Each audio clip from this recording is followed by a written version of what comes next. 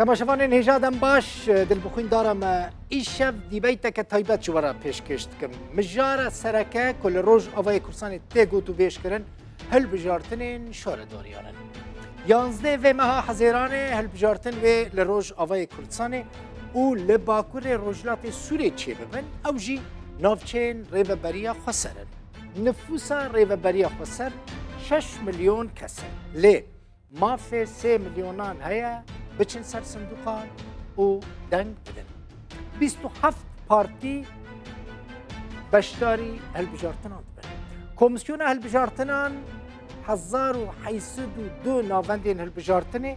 û 2123 sendûq destnîşan kirine. 5336 berbijêr kandîd hene. Rêveberiya Xweser dibêje ev hilbijartin ne li dijî tu aliyên siyasî ne, armanca wan ya sereke başkirina xizmetguzariyan in ji bo xelkê navçeyê. Lê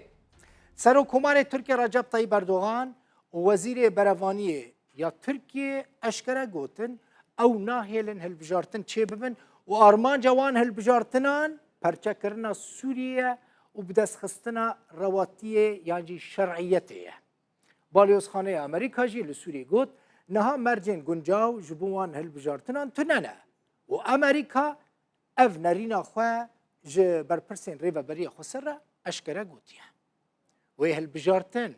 çê bibin yan na. Seroka Komisyona Hilbijartinan Rûken Melle İbrahîm dibêje hilbijartin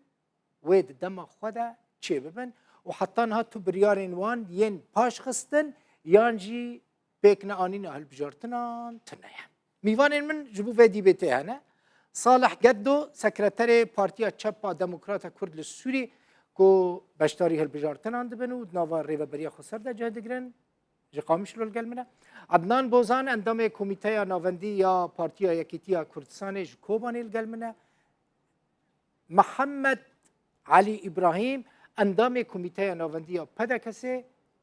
ji Duhokê li gel min e hûn xêr hatin.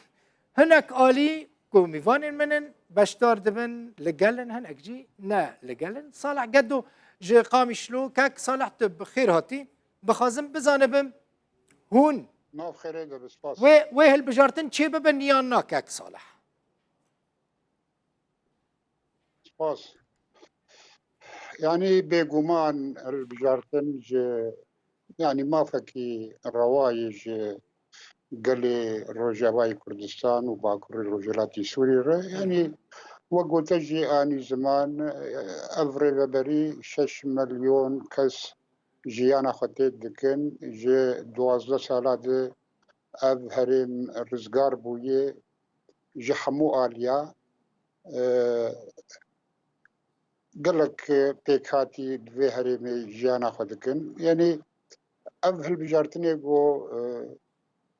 wek biryar hatiye standin darkevin diyazlê vê mehê de diyazlê heyva Hezîranê de yani hilbijartinê belediyan e. Yani te ewa siyasî li ser tune ye. Hilbijartinê belediyanê ji bo xizmetguzariyê ji vî gelê re ji vê ewê re. Belê ev gefê dewleta Tirk û helwestê rejîmê jî ew jî dijî va hilbijartinan e. Bi rastî ev zulmek di mafê vî gelî de û van pêk hatiye vê herêmê de yani zulmek eşkere ye. Helwestê dostê Kurda jî yani hevbendiya navnetewî Emerîka, Fransa, hin dewletê Ewropî helwestê wa jî ez bawerim yani hinekî sistbûn tê heye ji alî hilbijartina de. Yani me hêvî dikir got jûlo bêtir karîbana ev mesele şirove bikirina. Lê bêguman yani bêguman ji bo pirsa gotekir wê ev hilbijartin li dar kevin ya dar nekevin yani bêguman berpirsyarê rêveberiya Xweser mufewediya bilind yani helwestê hemû aliya binçav digirin. Ev mesele tê nîqaşkirin bêguman yani wê هالوست دوست كرداجي أمريكا فرنسا هند دولة دني أوروبي أو جوا بربجال فيجرتن وهالوست قلي مجي وفعالياتي ونا بتواي وبربجال يعني فيجرتن كاك صالح كاك صالح بلي يعني هالبجارتن شيت بند دم خدا ينزدي ما هي يعني مثلا هاد بن أو نقاش بن نقاش از باورم يعني بريارة داوود ساعتي بيدد 24 ساعت 45 ساعت بيدد وخيا ببي لي وقو مشترقود هالوست دوست ما وحمو آليا بربجاف تيجرتن بتايبت هالوست أمريكا فرنسا قلمة وبريارة دجي بيقومان وبرجواندية ملت بربجاف بينجرتن يعني احتمال الجورا كويس تفهم كم شما از في برسيد كم جباركو از هاتم استوديو يعني حتى في دقيقة كون في دي بي تي بيشكش تكنجي هين براستي هناك آليان جمرة تقول دباكو تشي ببن دباكو ورم باش خستن وهناك بارتيان دا خواست كربون كو ورم باش خستن او هالبجارتن عدنان بوزان ج اندام بارتيا اندام كوميتيا نافنديا بارتيا يكيتيا كورساني ويش كومن القلب لزفي جوارا بيجن ميفاني كمني نوهاتية درنج هيشتا استوديو محمود محمد نوناري بارتيا يكيتي الوحدة لهريما كورساني كاك محمود بخيراتي درنگاتي ميفاني من دروي كردستان يعني دروي هريما كردستان زوهاتن لي ميفاني مني الهوليري درنگ ما بخيراتي كاك عدنان هون لقلويا كينا كل بجارتن ورم باش خستن يعني بالتمامي نين تشيكرن هل وسط وتشيه إبار باش جبوتا وكارماندي روتاوي إبار باش جبو ميفانتين هجا براستي هالبجارتن قاباكو هجباتن لدفركي لدولتك تشي ببن قوانين هالبجارتن أنا هنا أردياك وقت بيجن مهيئ بجي هالبجارتن إيران لكي جان دولتي لكي جان باجاري لكي جان دفري بي او دفرا او خلقي وي استقرار نا استقرارك امني را درباس بي نا استقرارك سياسي را درباس بي نا استقرارك ابوري را درباس بي او هجباتن لوي داري تشينابن البجارتن هاني البجارتن تشي دبن لسر اساسي دستوركي لسر اساسي دستوركي جبو وي دفري هبي جوي ولاتي هبي حتى او تشي دبي آنها إدارة قيادة البجارتني هاني تشيدكي لسر أساسكي عقدكي اجتماعي وان شخور تشيكرية أطراف سياسي مكونات كسين الهفكرنك سياسي لدبرة ما لسر بيتني عقدك اجتماعي وانا جخور تشيكري وانا جخور السب تصويت كري وانا جخور تصويت كري واللي خلقي فرض كرنا كذا ورن أمرن هالبجارتنان هالبجارتن تشي ببن اف تشي نبن وي تشي واقع به جوهرتن وي خلق هري دنگي خبدي كي دنگي خبدي كسن هانا او برچي كرنه دنگي خبدي منهج البجارتنين شارداريان جبو خدماتان خلقي را بين پیشکش کرن جبو کارو بار خلقي به پیشکری کرن وي او كسين كهرن دنگي خبدن وي دنگي خبدن كي دنگي خبدن وكن هم قوتي خس كتك اوانا برچي کرنه كسك اوان شوي رشتا هيشتنه كسين كو اوانا هيشتنه افل بجارتنجي كاك عدنان افل بجارتنجي يعني من داخوياني اوان خنت دبيجن افل بجارتنجي جبو باش كرنا الروشه خلقيه جبر فيو دچنوان هالبجارتنان ما مسا بريجي جارين بريجي او هالبجارتنين جاري بريجي واقوتن تشتك واقع لسر نيغورتن وكتاقو هالوسطة او بيجن ام نابين هالبجارتنين شرعينة كشرعيات تضا هالبجارتنات تني جبر لهفكرنك سياسي اطراف سياسي لسرفي هالبجارتنان هفدنا كرنا تأييدك دولي او اقليمي جفي البجارتني رتننا ام دبين تفيدا في هالبجارتني تني وكجبو ما ام بارتين انجمانا اجتماعي كردي ام نابينن اف هالبجارتنين يعني يقينا وهر سيره وبرنج كي واخشك وتيدا خلقي مملتي ما تذهب بله يكي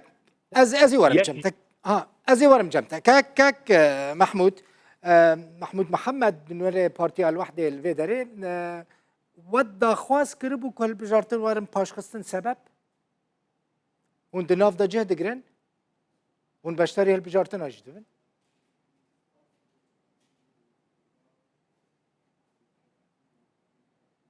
الاستوديو الجدر هرمين كردستان سوريا براستي اما وك بارتيا كتاب ديمقراطية كل سوريا وقتها بريارة هالبجارتنا هات نرينا ما بلديات او شارداري بنجه اساسينا ايكو كاربن خدمتي ملتي خبكن وخستك ماجي او انجماني ورنا هالبجارتن احتكام لصندوقي لبلكن كمنا دي صندوقي دنگداني دا او خديه بريارة خبن بيدستي وردان بن اوانا قابا يكمينا كو بجه تبصر ديمقراطية دهري نرينا جدا وتتقاضي خلق من شركتها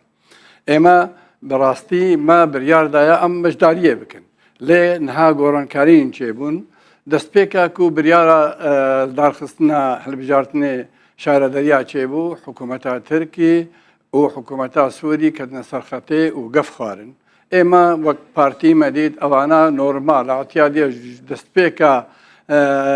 قيرانا سوريا ابهر دو ريجيم هر خدي واقفانا لي هاتا غهارتن وقتا وتبيجي وزارتي دروا امريكا قوت ايمانها امدبينن او هيام نهيام كو هالبجارتن شيبن جبر الجور بريارا نام نتوي بيتو دو بينجو شار جركا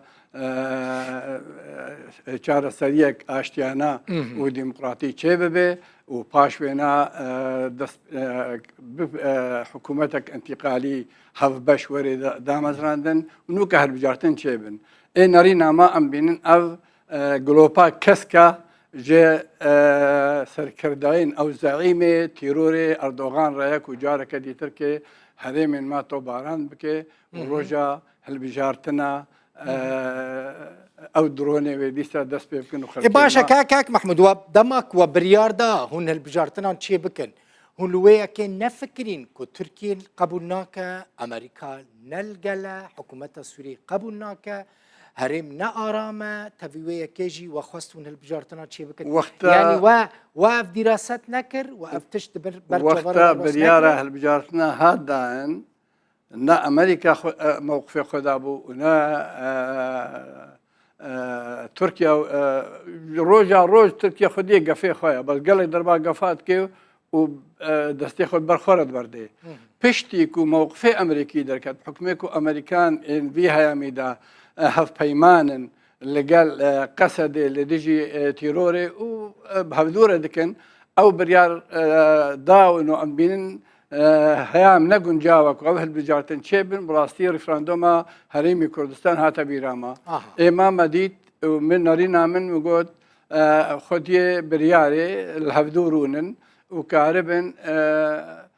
انجامي في فانقفا وفي نارينا امريكي تي براستي او يتيبكهن اما بحكمه تبيونديه مي مباشر القلوانانين او كاربن تيبكهن ميزين قالوا اگر انفان هالبجارتنا بكن وهيام قنجاوبه وامريكان نهله درونين تركي لسرمره هرنورن ويانجي ام كاربن تعجيل بكن يانجي كاوي او خدي بريارينا من بيشنيارا من وكسك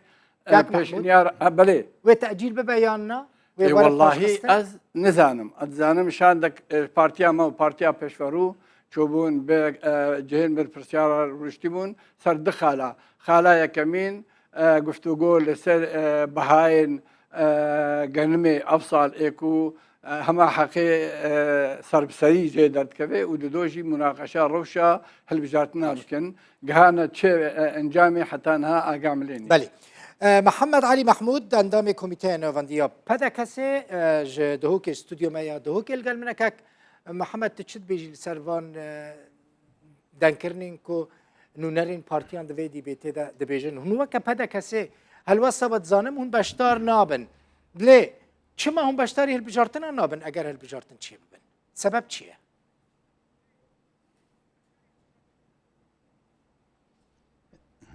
ایوارتا و میوانن دا و همه تماشاوان هجا بخیر و خوشی به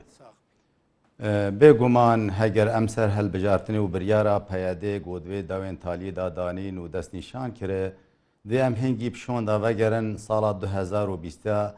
او تکلی و دانوساندن ناورا انجمن اجتماعی کردی هر وسا پارتین پیانکی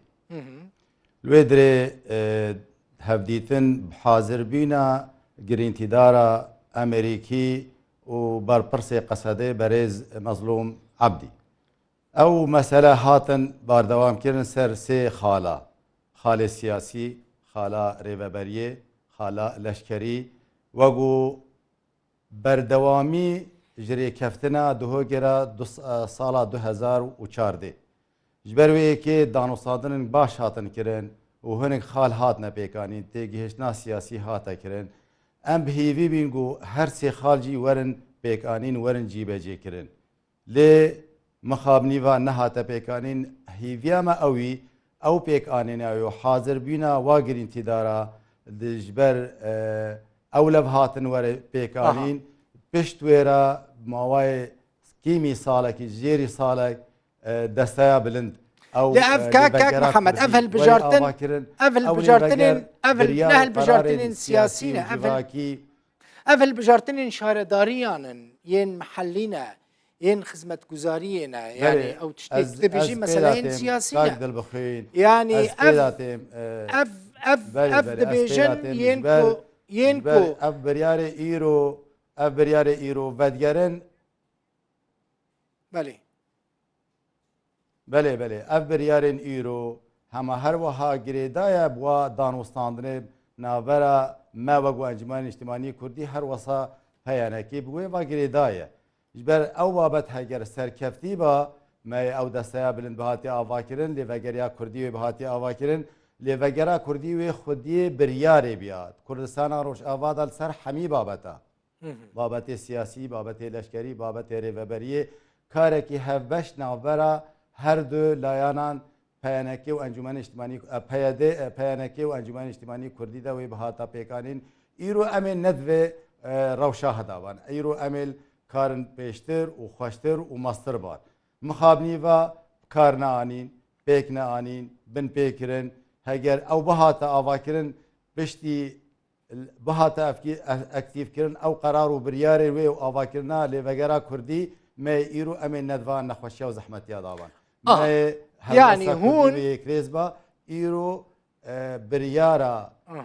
بريارا هالبجارتنا اسقاطش ترى بيجم بريارا هالبجارتنا وين نتك اليبا وين نج الي جيتري بهاتيا وكن ويج مرجعي ولي فقرا كردي بهاتيا برياردان الجوري كشو هوايا جو خلكي ما ملاتي ما كردستان رجعات تير ضرباز الجوري وي بيفاني او دم او وقتها بهاتها باشا كاك محمد يعني هون خبشكي سركال روجافاي كردستان دبينن الشرعيات ناصنه هل بجارتن متودكي ديمقراطيكش بوكو يك بي بكاربه خدمتها خلقي كان لحمو دنيا بفي اواهيه يعني هل بجارتن كاك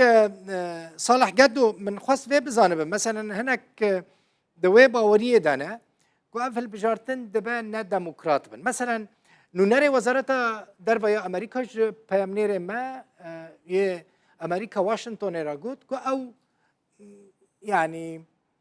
زمینکی دموکراتیک نابینن که هالبجارتن چی ببلوی داره ندبه و باوری دانه که و انجامن به هالبجارتنش با آوایی که دموکراتیک چی ببن تشد بیجی يعني هونه بآوایی که دموکراتیک وان هالبجارتنان ببن سری يعني المسألة باورن أمريكان عاتي مناقشة كرن و يعني او بارتي و ريخستن وفعاليات و توله البجارتنا دبن او مثلا بري اعلانا هالبجارتنا هاتي نقاش كرنج هالبجارتن ديمقراطي بن شفاف بن أو بن بل يعني كذا بخون أمن سويسرانة يعني بيجومان إيه ما تاني جرك ديمقراطي كاك صالح يعني ديمقراطي جرك تاني يعني أبناء في حاجته نا في حاجتك ومثلا والله أزنا ديمقراطم أزنا السويسرا يعني حمو كاسين ديمقراط جرك السويسرا يعني ما قلتي دوي ديمقراط بن دوي جو شفاف بن لأمنها واركي ددن يعني حوالي جو دسبيك آخذي أو كعدنان براستيجي يعني تشتكي عجيبة يعني بدها جرى أم نفسها بقى أخفتناش بالبرساري تركات بيجين نفسها أخفتناش بيجين نفسها قلتناش بيجين سر البجارتنا وسر أوا يعني وقت يكي كرد يولد بيجي يعني برا باش زانبن أوجي جو فيري ذا بريا خسر تبل كيمانية قوتيد هنه تبل آلو زيقو هنه أو بو إيجو أفهم يعني روجافاي كردستان وباكر روجراتي سوري رزقار كر 15,000 شهيد 20,000 بليندار سلسة خاكا سوري رزقار كر أم دروشة كذا دبيجي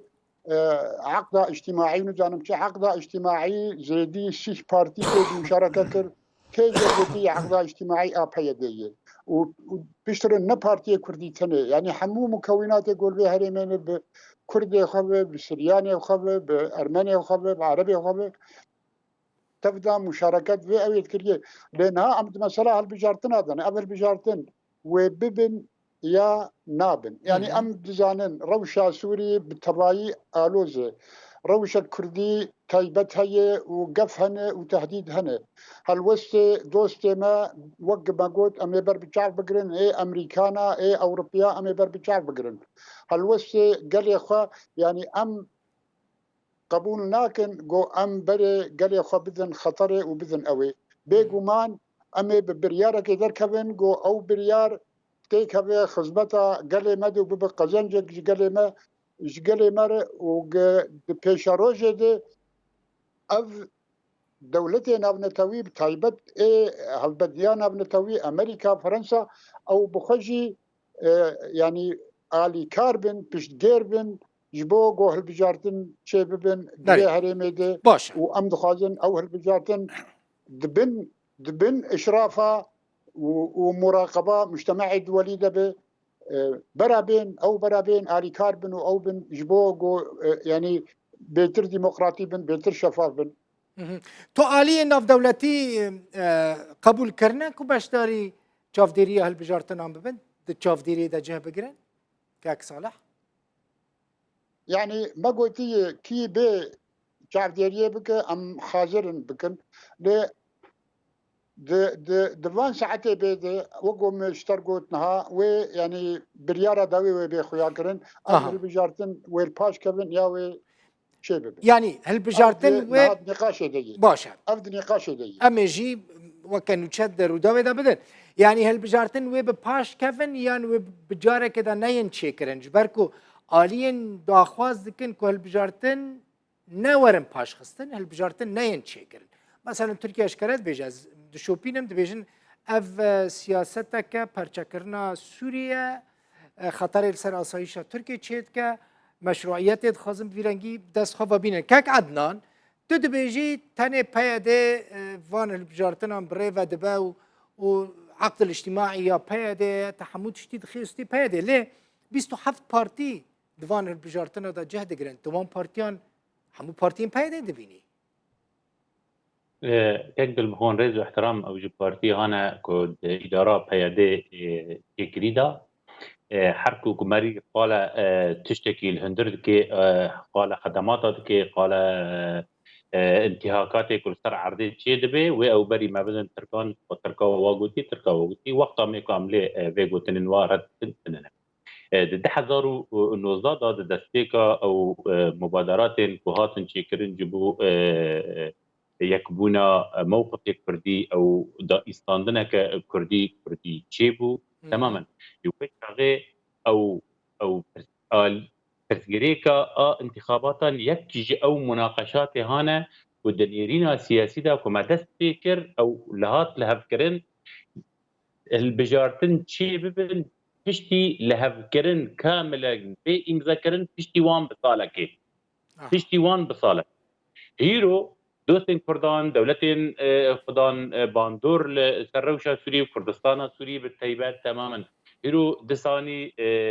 دخازن ام وك انجمنا اجتماعي كردي وكردين سوري بالتوائي ام بقرن او دا انساندن جنوبا ابا ببن ام بدن بهبرا بدن بسينن ام كانبن هلوسك كردي ابا بكن هيرو هيادي دسا بقريا داس بيكر او هجاب بيارتني هاني او تشتي هاني كو اباجي بول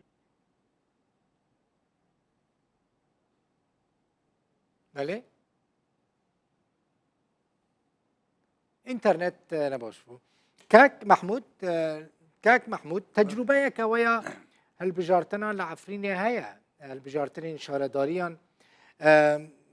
هون بيحسيان كنا حقيقة واتشي ببري نها دمكو هالبجارتنين ديسا هالبجارتنين شارداريان لعفريني تشي ببون هون بشتار ببون هون دوي باوريه دانا انجام تشد بن براببن مثلا وداس بكامبانيا كالبجارتنا كري الرقة الكوباني الجهندن وكانديدين خوا نشان دانا يعني بارتي الوحدة ازدبيجم تدوي باوريه دايك هاك محمود انجام تشد بن براببن وشاردار بچا وكا يه البجارتي وداس بكاري خو بكا بي بن بيكرن بي كوريل بروي ورا قرتن كاك دربقين براست قوتنا سويسرا تيسر الروجوي لدولتين هذه بنجهن ديمقراطية دانينا لاصطفافات انتخابية ده تشيدب ام راسة تجربك معها وتحلجي يكم من بجارتني بلدياتها شاردارية لعفرينة وقتها كومديد دزدريجيب ودستي وردان هاتا كرن ما ام ساكنين اما ام بينن شارداري بنجها اساسيا كوك خدمتي ملتي خبكي بله وام بهيفينا وام دعوتك نجي اداريش بر قائمه قائمه اكثر بخويا قائمه منافسه قائمه الشعوب والمراه تحالف الشعوب والمراه قائمه اداريه قائمه ما مستقله وام ببين دستي دريجي تشيدبن وام خدي رايبن وام بهيفينا ام دعوتك جبالكو دردورا ما تشدوس شدج من دبيجن اب ادارات تكرويه اب قاضا بيشمينا كو مجالي بدن كسين بالبجير كو دنجي خلكي ورد بدن او كسيكو فعلي دستي باقجا كاري خدمتي وبلدي وبلدوكيا باجار وباجاروكي خبكي اگر وابو بو بلديك خدي بريار وخدي بوجا وقناعتي من وخدمتك باش وريكرن وقت تجي كلام كيلو قوت نبريارة سياسية أبريارة خدمية وإما أمليد نرن أهمية بلدية قال لك يجمل الاستنفيذي نزاعتي تشيترت خدمتها خلكيدا خدمتها ملتي مدد وخدمتها بكاتين سوري بتوايدا شهري من كردي ش باكر وجلاتي سوريا بأجر أم هيفينا بنقله أو تجربة ما تحل أعفين دوباره نبي. باشا كاك محمد علي إبراهيم هون وكا هذا كسي مثلا دبيسم قال كاس تبيجن جترساك وبسر نكفن جترساك ونكاربن بربجيرن خوا يعني شاردارن باجارن مزن بدست خوا بينن چه قامشلوبه چه حسكه چه عموده چه ديريك چه كوباني چه جهندن جبر ويكي بشتاري البجارتنا نابن تم حجت سياسي داتينن پیش افنا مسئلين سياسي مسئلين خدمت گزارینه یعنی هونجی وکالیه کی سیاسی گرینگ دخوازن ناوا پروسه دموکراسی دا جه بگرن فرمو بشتاری وان هل بجارتنان ببن بی که هون بویکوت بکن و هون ببیجن نه بشتار نابن هل بجارتن این چه نبونه هون دبیجن و نه دموکرات بن و پید حکم بکن سبب چیه؟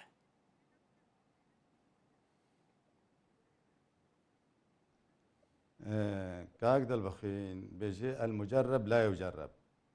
طبعا عربي تيقوتن هيدا ودسلاداريا خويا سلطة أمر الواقع 2012 وتوقيرو ما هاتيا جرباندن کاک محمود نها اشاره پیکر و تا پرسیارجی کرد عفرین وگو پارتیگی تبلی ریوبریا خسر چند زحمتی و نخوشی دیتن بواره الجلوانه پنه که دانه ریوبریه دانه همی اوادانه تدی چقا گازنده خوکرن دان آسکرن و العفرین چند نخوشی بسر مدهاتن اما وگو پارتی دموکرات کردستان سوریه یک جاریجی ام زلالی و شفافیت هل بجارتنی ام ناطرسن لی اب هل بجارتن و اب انتخابات گو ایرول دارتی دانین بنگی خوا ام راستی پایکوت یعنی جبر نل سر تشتکی آسایی هاتیا دانین خلکی ما نباش دارن ملت ما تایبت انا کسی نشریکی و بریارینه اگر گو من آنی زمان دست پی که 2020 و هجب سر بکت یا او کارین نابرامده ما ریوبریگی دست سلادار ام تفدا بهفرا مشترک ما بدا کرن و ما کشو هواین ديمقراطي پیدا بکریان ام هنگی ویدمی و نهاجی و روژین بیداجی اگر او گف و زحمتی و ضغط و تعدایی الخلقی ما نیکن و ریحبه ام تدا حاضر ام آمدنه و مجبارا گوتیا و ام هردم جید بیجن هاگر تش گوری پیوانین یاسایی و قانونی بن و یک جارجی مخو ندای آلگی و ام حتی وقت ایروجی آمادنه گو ام کاری هبش و مشترک ایکودرا بگن لی برو واجی او تینین کار بن پیکرن و دیرکرن و قدغه کرنا جیانا سیاسی بن دواکش و هوای تعدایی و نخوشی و رواندن و گرتن و سوطاندنا اوفیسین ما نممکنه ام بجداری هل بجارتنا ببن ام الفيدري شرعيات وقانوني بدنوا ودارك ديتر حوال واندام ولا ينجرين انا كسي يرو زندان دانا وجرتينا ورافاندينا اما امو مبدا ام رفض كان ام تدا باش دار نابل نوغو ام شخاطرسن برو واجي خلق زانه از بوارم رجا هري مازن وغو بدا كسي وغو انا كسي ما جهه خو مازن كردستان روجاوا هيا وتجارجي ام هالبجارتني ناطرسن بس بين ظروفين ديمقراطي وكشو هوا پیدا ببه گو خلق بکارب تیدا دنگدانگ برحتی بیا دشترا نمونه بینم بلی دروجه ما گهدار که از باورم جی دیکومنت یعنی شریطی هنال سر خلقی فرضت کن ذیورن هل بجارتنه و دنگدانا بدن تجارجی اب دنگدانی بی شکلی بی اوای نه ديمقراطيات كاك صالح دان عسكر امن السويسرانه اكيد امن السويسرانه بس كيماي و خلقي ما آزاد بن هر سر صندوق دنگداني خلقي ما شريكي برياري بله كاك صالح شريكي قراري بن و ام بزان اب دنگدانم ام شريكي بريار و قرارا وين يك جاري ما خونه دايري ام جماوري خوش خلقي خو بشتراسن و ام ناطرسن جي كاك صالح من دنگ بهيستن داك دل بخين تدقق دابانا من ازي دق ازي بدم برادري حقيقه زول مكر ازي ورم دنگ دنگ بدم يعني ازي حقي اخفتني بدم تكاك صالح من دنگ بهيستن براستي بربرسيارين هنا كومينان جي خلكيرا دبيجن دنگ شاندنا دبيجن هون كارتين البجارتنا نبن هون آوه دبن نه نان دبن نه غازه دبن غاز يعني تهديده يعني يان هون ورن سان صادقا يان جي غاز و نام دس و ناكبه تجي افدنگ بهيستن قد خبره تجويه مسألة هيا وقت بيجي امد ميداني ذن امد صحي ذن والله اخفتني يقول بن بروباغندا ك شرمجي مرو بحث بكو او بك وتاساس جوي مسألة رتنية لتشتي جو از خازن از بيجن يعني اب حوالي جو جيرانجي بيجن بتايبت يعني بارتي انكسي دوختا يعني مبادرات نه چه بيج بو دانوستاندنج بو ديالوج دناب عاليه كرديته يعني از بيجن وهالوسط قال لك باش با وقال لك آلي كهربا جو أوجي ببانا شريك دواه البجارتنا دي دوخت جو أمل بيشيا ديالوج كرديني عاد دوا يعني ما هالبجارتنا رجيم ديمقراطي بون يعني وان بارتيا حما باز زدان بالي هالبجارتنا دولته دو حماجي اندامي واخد رشحان وسكرتيري بارتيا خواو ذكرن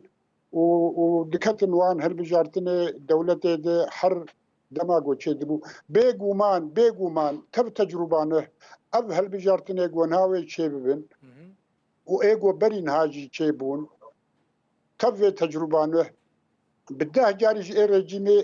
ديمقراطي ترن يعني ام تبدا بهفتور الي كاربانا جو ما قريبه مساله ديمقراطيه تجي بيتر ما كوير بكرا وما تكريس بكرا باشتر بو جوان اخفتنه جو ام دبيجن بس جبوغو ام تاري بكن بس جبوغو ام رش بكن بس جبوغو ام بكن يعني ام اليه باش اليه روحني ام نابجن ام اليه تاريخ بيجن سلطة الأمر الواقع وسلطة سوريا حنا سلطة أمر الواقع عن كاك البخين يعني سوريا كينا سلطة أمر الواقع يعني آخفتن أزباورنا كم تيك خزمتا يكريزيا كرديدة وخزمتا أفري وبريا جو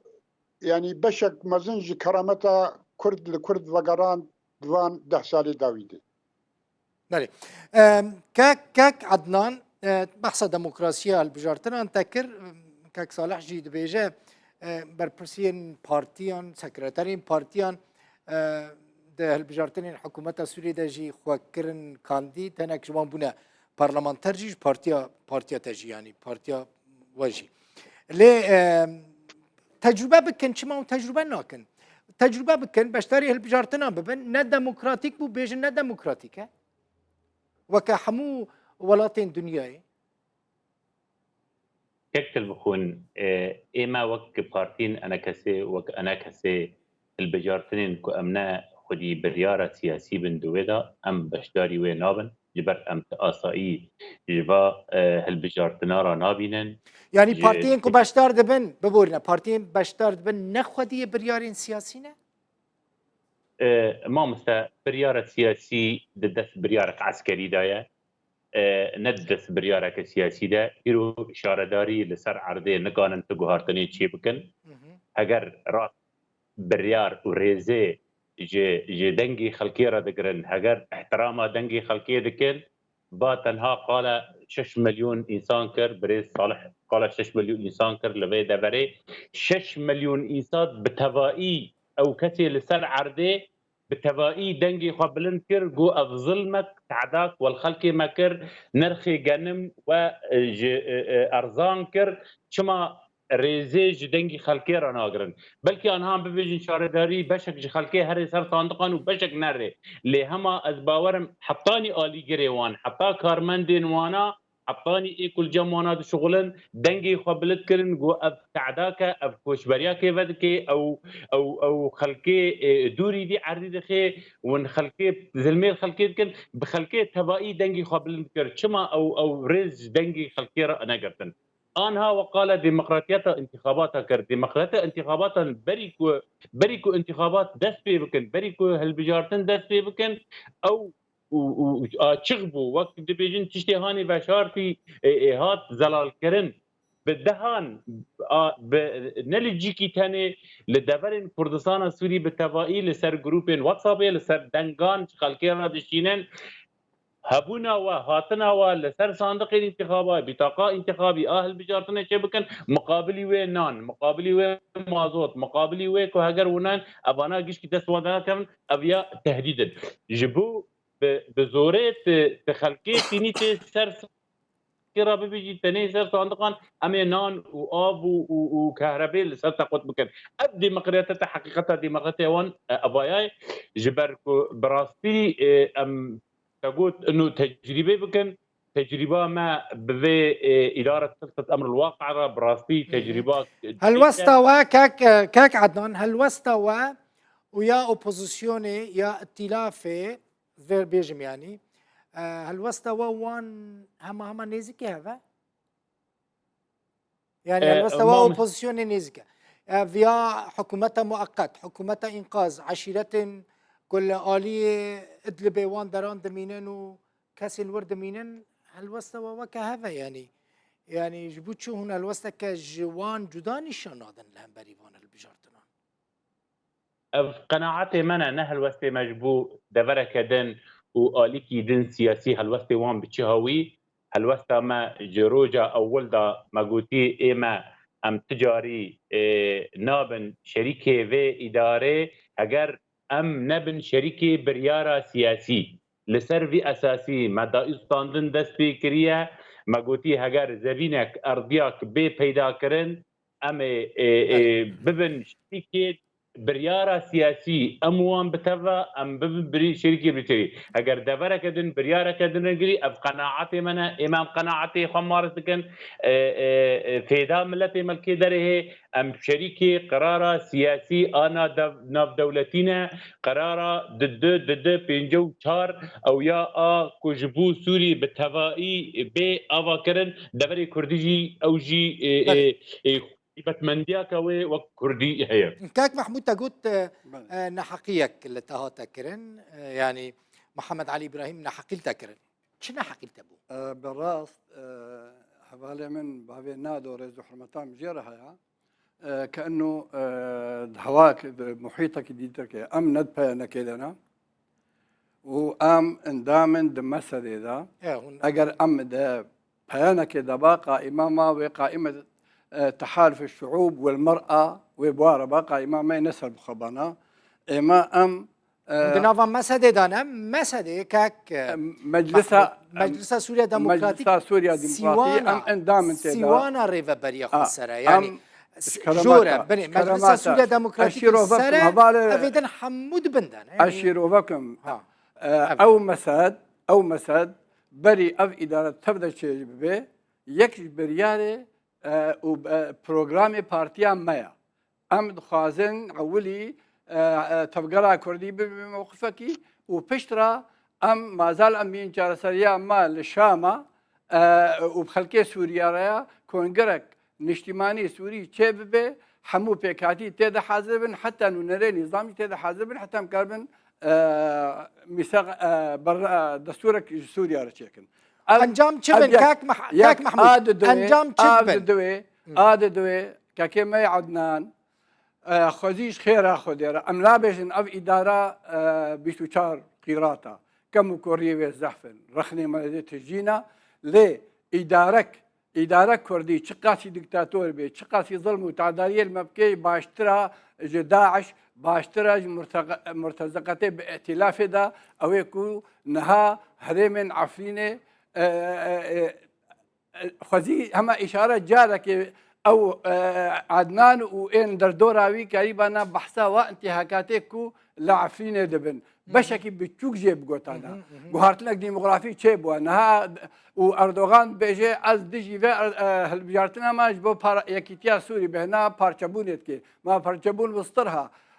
مساحتك مازن من احتلال ديا وتعاملها ائتلافي بكامل مكوناته وبيرتي كرين كانه عرضك تركيا زمان تركيا برا تركيا آلاك تركيا هرتشت خزي بانها بالي كونها رخنا الفانات كن اجي بوارا قال لك رخني من سربي اداري هنا قريبا رخني بكن بيجن شما اب انتهاكات الهرمين ماشين قال لك سباس